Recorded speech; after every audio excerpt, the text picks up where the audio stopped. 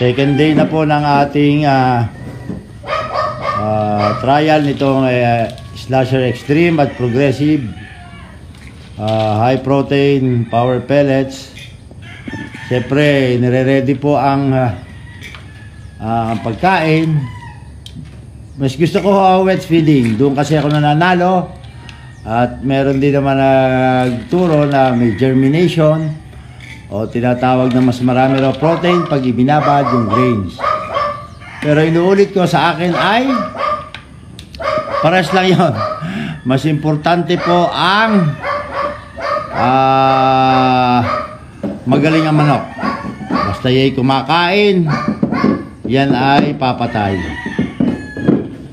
Quality po yung grains na 20 kinds. Tingnan nyo, 20. Sige, nire-ready po namin kasi second day. Titingnan, check ko po yung quality ng pagkain. Pero ang pinaka-importante po bago pakainin, kasi nga change feeding tayo yesterday, ay bibisitahin ko muna isa-isa.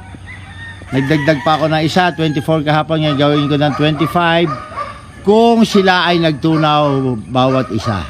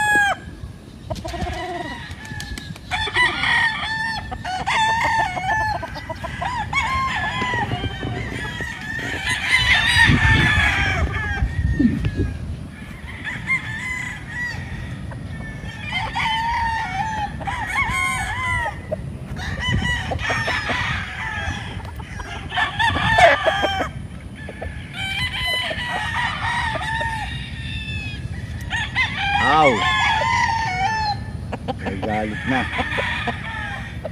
Tunaw naman po.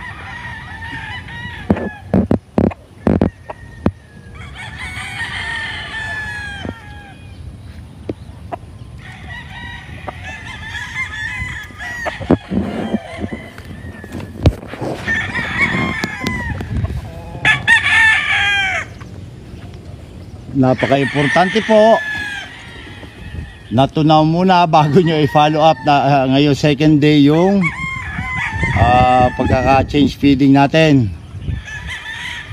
Kasi po ang paniwala ko dyan, kapag hindi nagtunaw, malaki pong problema yan. Kalimitan po sa kak, tandaan nyo, sira na po yan pag hindi nagtunaw. So maganda naman po, nagtunaw lahat. sa Progressive Poultry Supply, tamang nutrisyon para may proteksyon.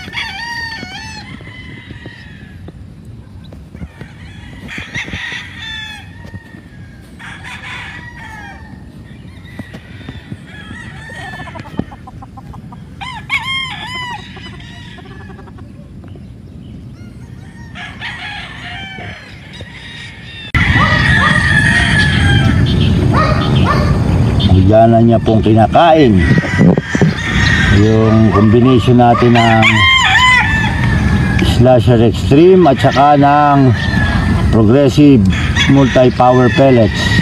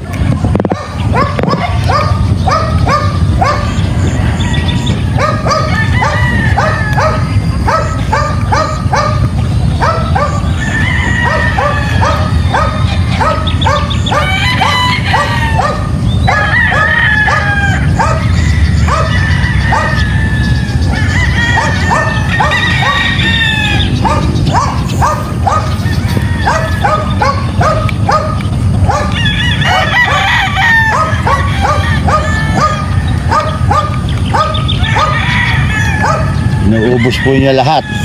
Wala po siyang itinira. Kasi nga, quality yung feeds. Nagawa ng Progressive Poultry Supply.